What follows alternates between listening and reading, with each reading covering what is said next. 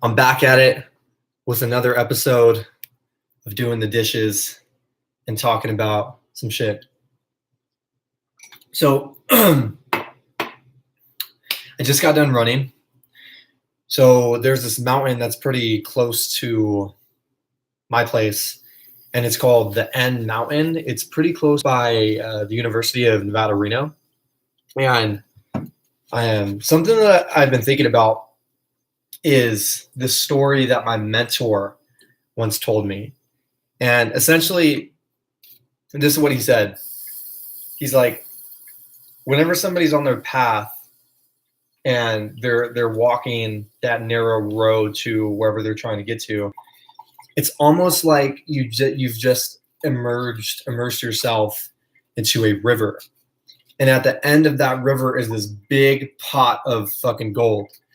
But in order to get to the pot of gold, you have to keep moving forward. So along the way that you're walking to this pot of gold, there are piranhas that nip at you, that nip at your heels, nip at your feet along the way. And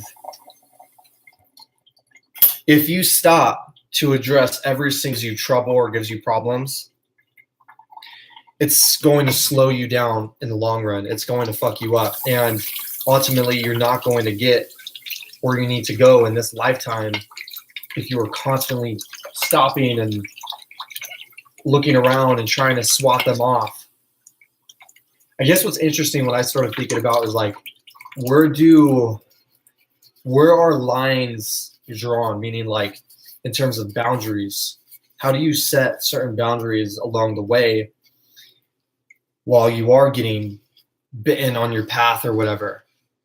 And I guess that's always been a hard one for me because I've always been a person where like people feel like they can kind of almost like fuck with me and like get away with it. I think like that's because most of the time I'm a very passive person until I have to go to war for something. And it's funny because I think that this is interconnected with trauma as well, because when you have certain individuals that came from a more heavy set background with trauma, there's two stages that typically happens within the healing process. And it's the stage of complete submission in a particular environment around people or whatever. And then there's the stage of biting, of complete survival mode, where you're ready to die for something or ready to kill somebody because they've wronged you or whatever. So I feel like my whole life I've kind of battled between the two of like complete submission, where I kind of cower down a little bit, or I step the fuck up and it's like a life and death situation. It's weird. It's like they're polar opposites of extremes. And I say that to say this. I guess when you are on your path, you have to be very mindful of who is there with you and if they should still be there with you. Now, in terms of identifying and being very objective for your surroundings that you place yourself in. And the whole thing with like piranhas and people trying to like nip at you and shit like that, everybody can wear that mask. Everybody and anybody. It doesn't matter who it is. It could be friends, family, doesn't fucking matter. The only thing I believe that truly, truly matters is knowing which people, and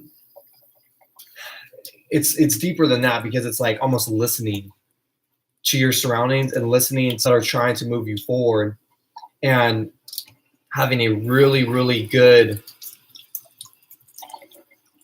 intuition for who's trying to keep you down and bite at you. And oftentimes you can see, like, here's how I do it.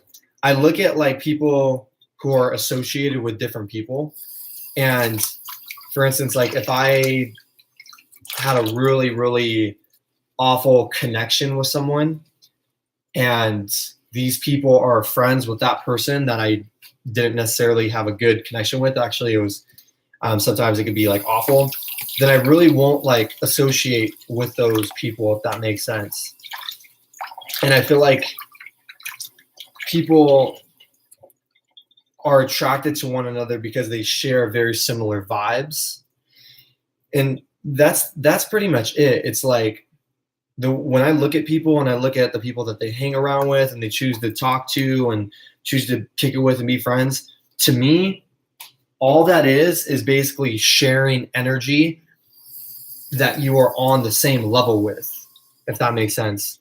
And it runs really fucking deep, because if you are on an energy of really, really low vibration, then you're going to attract that. And I think that's why people can stay in abusive relationships, whether it be physical, verbal, emotional.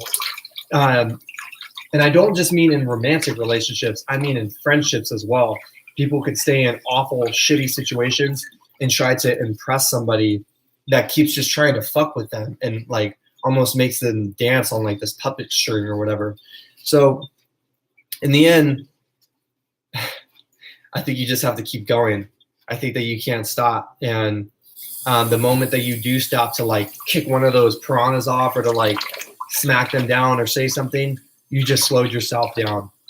So I find myself coming into situations like this and almost necessary to share it with you and anybody who is subscribed to my channel. And that's pretty much it. I'm going to finish washing these dishes. So I hope you have a great day. Peace out. Boom.